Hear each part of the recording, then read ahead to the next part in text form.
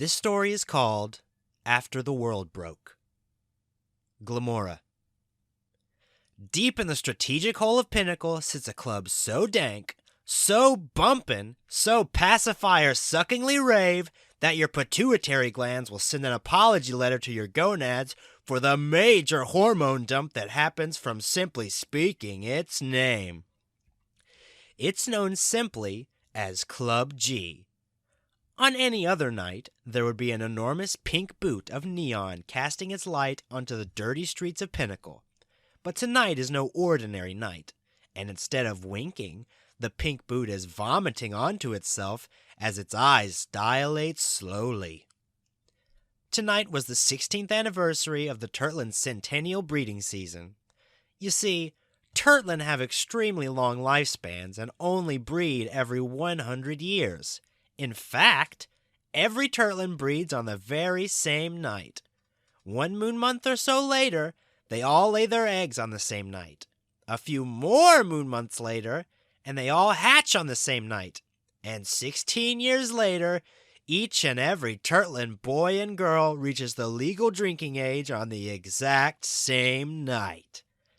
Just as the seagulls, sea life, and even the mighty ocean itself decimate the Turtlin population upon birth, so too does hard drugs, pubescent stunts, and of course the fatal weight of peer pressure, as they party the night away in a sweet, sweet stew of hormonal bliss. The club bounces as Be My Lover by LaBouche plays at an ungodly high decibel level. At the back of the club, atop the mighty party pyramid, sits the ruler herself, Glamora. Glamora stands atop her throne wearing a somewhat revealing astronaut suit. With a large hose, she sprays 200% alcohol laced with LSD onto the screaming and cheering young Turtlin.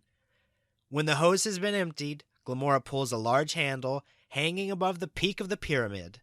A blast of white powder flies from the pyramid, covering the partiers like battered shrimp. Glamora lets out a sigh as she smiles and looks upon her kingdom.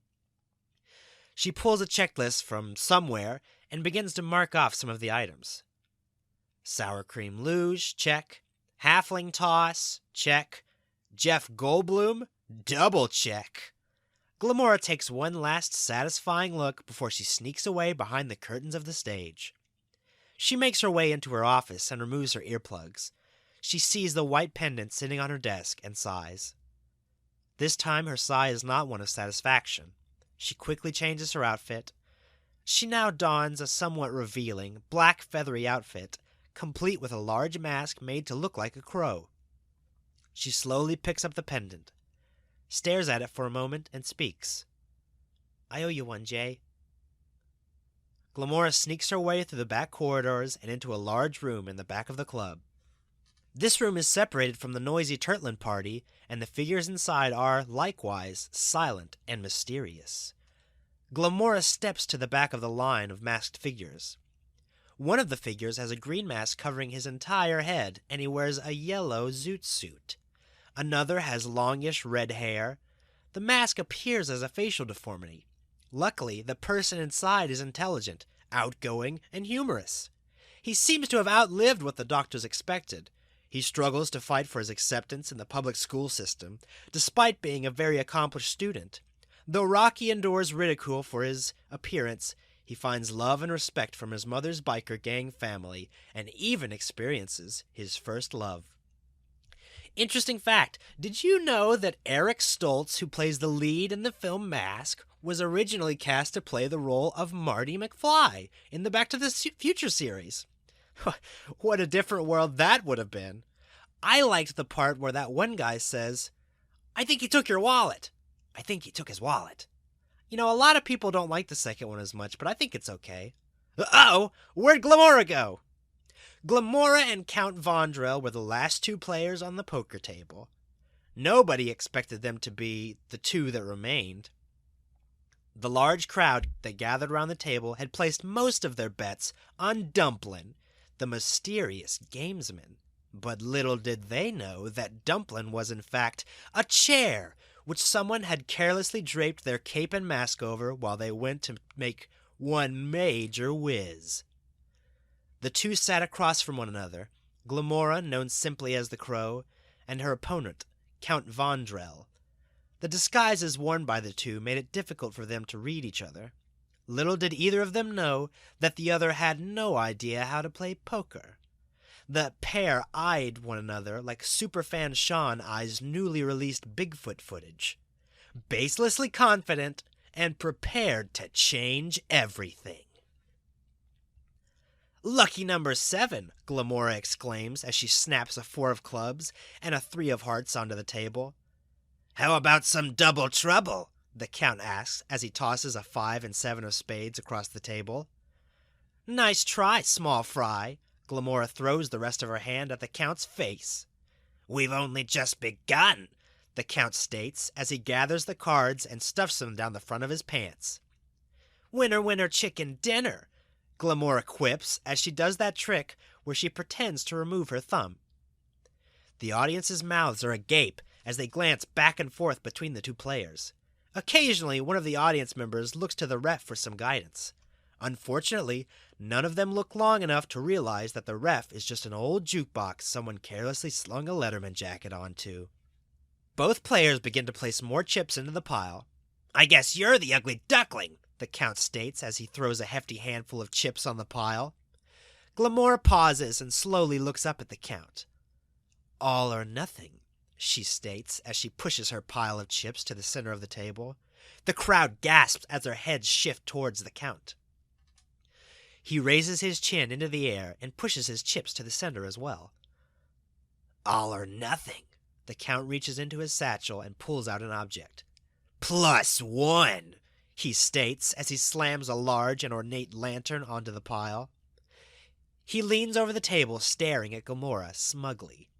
Glamora contains her grin as she sees the lantern. How predictable, she thinks. Glamora cleans her teeth with her tongue. "Deal," she states as she places the white pendant from her pocket onto the table. The room is silent. Both players reach into the Count's trousers and pull out a single card. Both place their card face down on the table. "Same time," they speak in unison. Their heads begin to nod at the same time. 3, 2, 1. Both players flip their cards over. The pair stare in disbelief. They look at each other, and Glamora slumps in her chair, defeated. The crowd erupts. She had drawn the 1 of loser, and he had drawn an old receipt. And despite the fact that they were clearly not playing poker anymore, and that no other rules had been agreed upon, it was clear to the audience who had won. They begin to cheer and lift the mysterious gamesman in his chair. Glamora stares with her mouth open at the pendant and lantern sitting on the table. Everyone in the room is so excited they all accidentally do the entire Macarena. After 3 minutes and 51 seconds, the room is quickly and awkwardly emptied. Glamora sits staring at the empty space on the table where the goods used to be.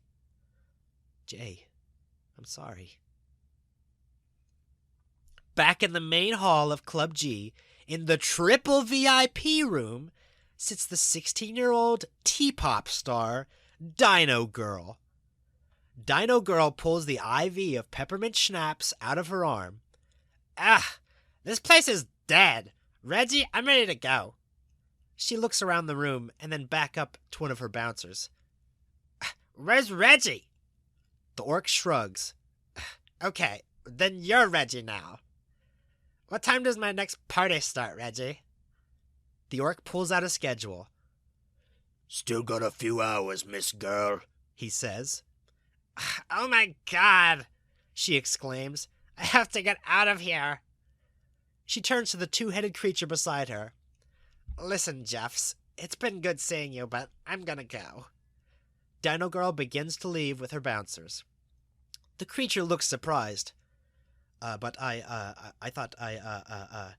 Dino Girl is already gone. As soon as she steps out of the VIP room and into the main nightclub, pubescent male turtlins start slinging themselves at her. Literally. Most of the young turtlins can't help but leap towards her. Her 3 bouncers pull out baseball bats and start slamming homers with the turtlins' shelled bodies. Dino Girl makes her way throughout the nightclub, making sure to stop every so often to lean, backwards on a railing or bend over to pick up some trash in a seductive manner. But eventually she makes her way into a part of the club she had not seen before and noticed a room labeled "In VIP Room." She can't help but peer in. Inside, she sees a thin turtling girl staring at the wall. The girl has a pair of thick glasses, a bowl cut, large lips, and her row of bottom teeth are jagged and narrow. "Oh my God!" Dino Girl exclaims. The girl, surprised, turns toward Dino Girl and then downward, embarrassed. Dino Girl notices the girl's dress is tattered, with several long threads hanging off of it. "Oh, that's not what I meant," Dino Girl says as she steps into the room. "It's just, like, why are you here instead of out there partying?" The girl shrugs. Dino Girl sits next to her. "Listen, it doesn't matter what you look like, or how you dress. There's no standard, no right or wrong. Everyone's beautiful. Why don't you come out of the room with me?" Dino Girl gestures her elbow towards the girl. The girl wraps her arm around Dino Girl's elbow as they approach the doorway. Dino Girl looks at both of her bouncers and winks. "She's with us now." The two orcs nod. The pair step out of the room. The girl looks up at Dino Girl and adjusts her glasses. "My name is Wendy." The two walk into the loud club. Dino Girl looks back at her. "I don't care." Dino Girl then grabs the loose thread hanging from Wendy's dress as she pushes her into the crowd. Wendy spins into the crowd with nothing but a shell on. Everyone stares, some laugh and some cheer. Wendy stands shocked, covering herself. Dino Girl is bent over in laughter. She has to hold her stomach to keep from tumbling over.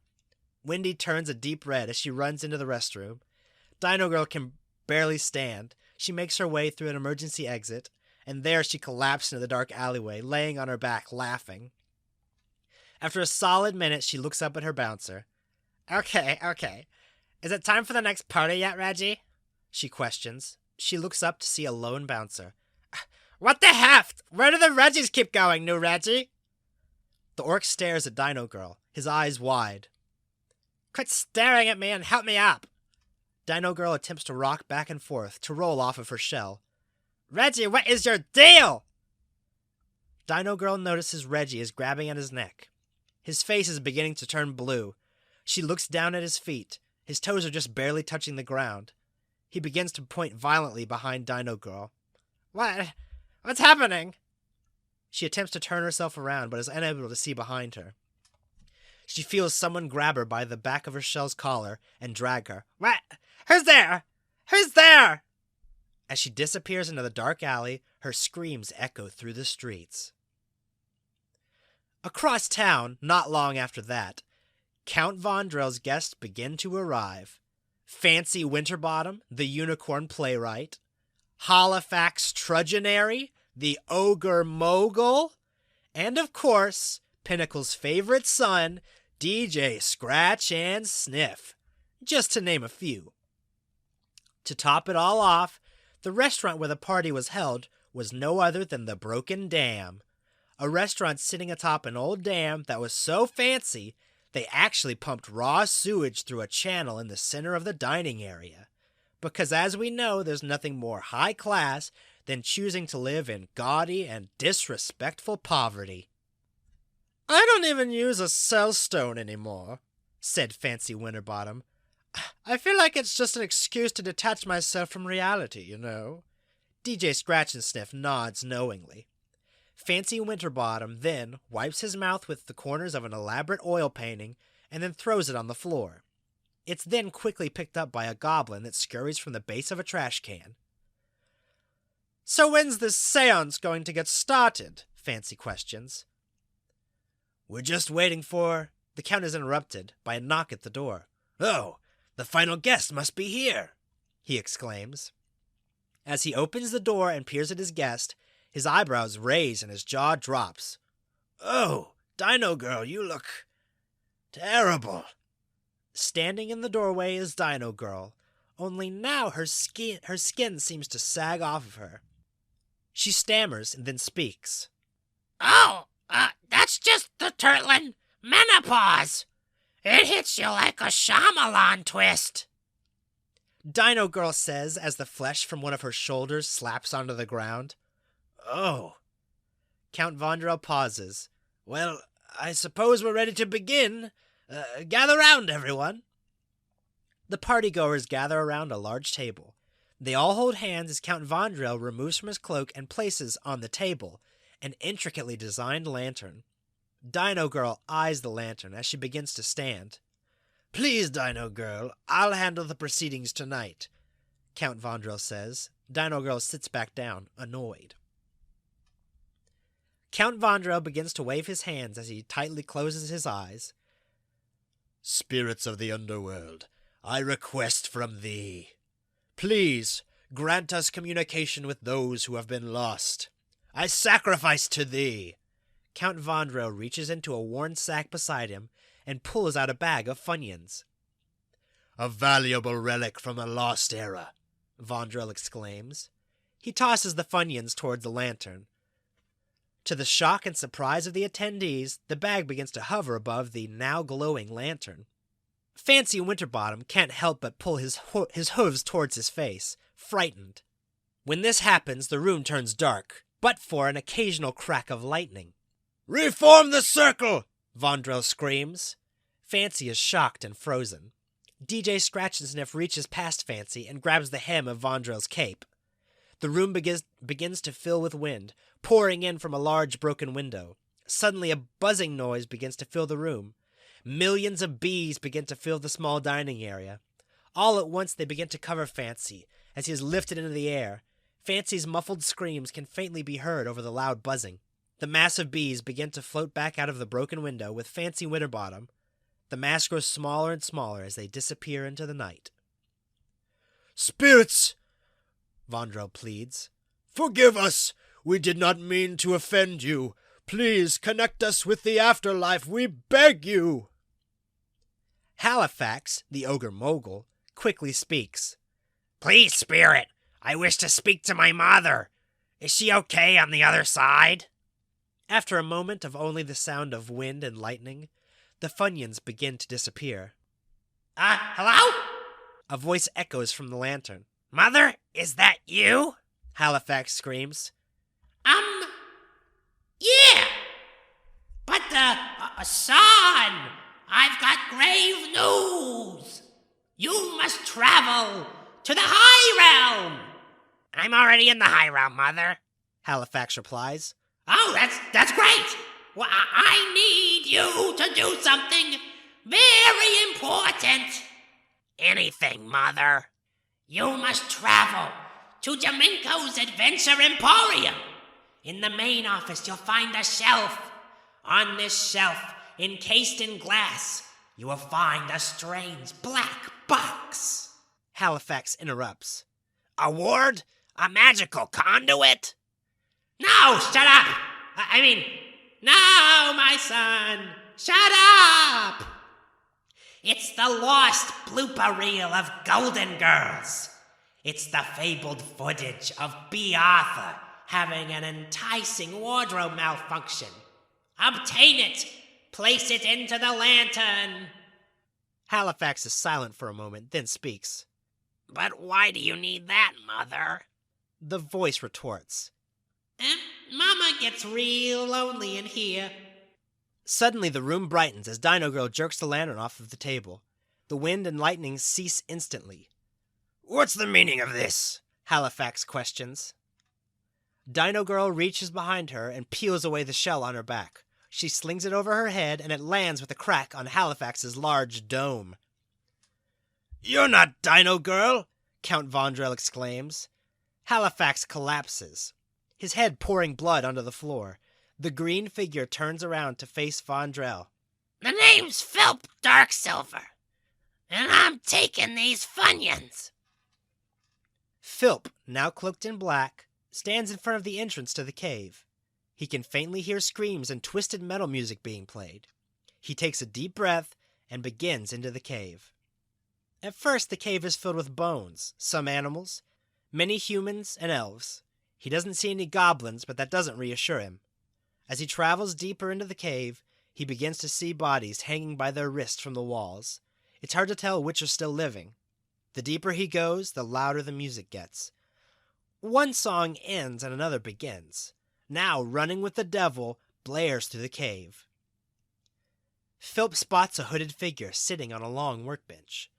The room is filled with cages. In each cage is a creature Philp has never seen before, demons and monsters that snarl as he passes by. When he gets closer to the figure, he can see that they are painting merwomen with skulls for heads on an old guitar. The figure's head bobs with the beat of the song. Is it true? Philp quickly says. Can people come back? For good? The figure removes his hood to reveal a bald head and long beard. Jawsy. Jawsy examines Philp. Philp removes his backpack and pulls out the lantern. Jawsy looks at it with a smirk, then back at Philp. Yeah, he confirms. Jawsy eyes the Funyuns in Philp's bag. Hey, you gonna eat those? Petite. Petite sits across from a large, handsome centaur. Her face is red as she laughs. Petite attempts to talk through her laughter. And then, B. Arthur turns around and her breasts has just popped out and, I guess you have to see it, Abe. It's really funny. Petite takes a deep breath as the other centaur chuckles. Petite, you are truly a delight. Tell me, what do you think of the broken dam? Petite looks around. It's interesting, Abe. I mean, I don't think I've ever been anywhere that actively pumps raw sewage through it. Abe looks down lovingly at the stream of brown and black slop that steeps beneath his chair. Yes, there's truly something decadent about sipping a vintage Bordeaux while human excrement slides past you, without a care in the world. Petite lets out a laugh. You're a strange guy, Abe. Is that a bad thing? He questions. Sometimes strange can be charming. The two smile at one another. Are we ready to order? The waiter asks. Actually, do you have a vegan menu? Petite asks. The waiter looks at Petite for a moment. No, ma'am, we don't. Oh, well, what kind of vegan options do you have? Petite questions. I believe I saw an old potato someone left behind. Maybe that would be more to your liking, the waiter says saucily. Petite stares at the waiter, then back at Abe, her mouth somewhat agape. Abe locks eyes with Petite and then looks at the waiter with his mouth agape. I'll have the suckling pig. He then gives the waiter a smile and a nod as he hands him the menu. Abe then turns his attention to two mice sword fighting with toothpicks on a big stinker floating down the sewage way. I think I'm going to use the restroom, Petite says as she begins to stand. You're going to miss the show, Abe says as he gestures to the two mice. Abe quickly grabs Petite's wrist. You're not leaving, are you? He questions. No, Abe, I'm just going to the restroom. Let go of me, Petite says. Abe begins to get frantic. You know, there are lots of people that would love to be out on a date with me. Petite's nostrils start to flare. Let go of me, Abe. You're hurting me. Abe continues. I spent a lot of money bringing you here, and you're embarrassing me. Petite jerks her hand away and shouts, I said let go! Abe tumbles out of his chair and lands on his side in the stream of sewage. Petite is frozen. Abe slowly stands up, towering over Petite and covered with filth, furious. Abe reaches out, grabbing Petite by the collarbone. Petite, still shocked, winces. The staff and patrons of the restaurant avert their gaze. Petite grabs at Abe's wrist as she is pulled towards the exit. Suddenly, the sound of a tray hitting the floor echoes through the restaurant. Everyone's eyes look towards a lone busboy who stands in the doorway. A silver platter at his feet, he removes the busboy hat as dark hair falls onto his shoulders. Bill? Petite questions. He stares angrily at the centaur. Get your paws off her, you damn dirty Abe! Bill begins to run towards the massive centaur. As he runs, he begins to spin rapidly. Each time he turns, he makes sure to lock eyes with a scowl, with the beast crushing Petite's shoulder. When he is about 15 feet away from the pair, Bill leaps into the air, maintaining his spin. He throws out his foot. He can feel his heel whipping through the air. Bill rockets towards Abe, heel first, over his shoulder, past Petite, past their table, and straight through a plate glass window. The top of Bill's head catches the upper part of the frame. This sends his body tumbling backwards, limply, as he falls from the enormous dam. Gah! Quickly, Petite thrusts her palm into Abe's nose with a loud crunch. She bends deeply over her left side and delivers a bomb to his liver that causes him to double over in pain. Petite runs over to the now broken window and dives through. From a distance, the two dots descending from the dam get closer and closer. 2 splashes can be heard, one after the other. Then the water is still. For several minutes, the lake at the bottom of the dam is quiet. Only the sound of toads, crickets, and the occasional duty rat sword fight can be heard. Suddenly, on the opposite side of the lake, a splash and a gasp rings out. Petite drags Bill's body into the mud, with what little energy she has left. Bill? Oh God, Bill? Petite is frantic. He isn't breathing. Petite starts to press his chest firmly. She places her lips on his and breathes out. Still nothing. She presses his chest even harder. She again breathes into his mouth. Then she notices a small smile on Bill's face. What? She exclaims. Bill's eyes barely open as they point towards Petite. Now try it with your boob. Petite, relieved, can't help but smile. Bill, you little... She begins to punch at Bill's body as he covers up and laughs. Ha ha ha ha ha ha. From a distance, Bill's laugh echoes throughout the lake. The 2 dots sit in the mud. They are illuminated by the 2 moons. The moons are bright tonight. Neither had shined so bright in a long time. At Petite's apartment, Bill steps out of the shower, no longer covered in mud. Oh, geez, Bill! Petite shouts as she averts her gaze. Bill looks down to see that he has left the shower completely nude, revealing his wangus, as well as his several wangus-themed body modifications. Oh, sorry. Bill scurries back to put on his clothes. And don't get any funny ideas either. You're going to sleep here on the couch, and I'm going to sleep in the other room in my bed, Petite says matter-of-factly. Right, I can do that, Bill says as he sits on the old couch. The two stare awkwardly at each other for a moment. Well, good night, Petite says.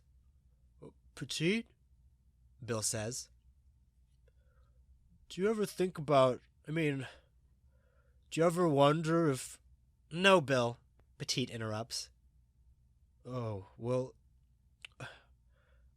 it's just something I gotta say. It's just, I've been thinking a lot, and I'm not a smart guy, There are a lot of things I don't know.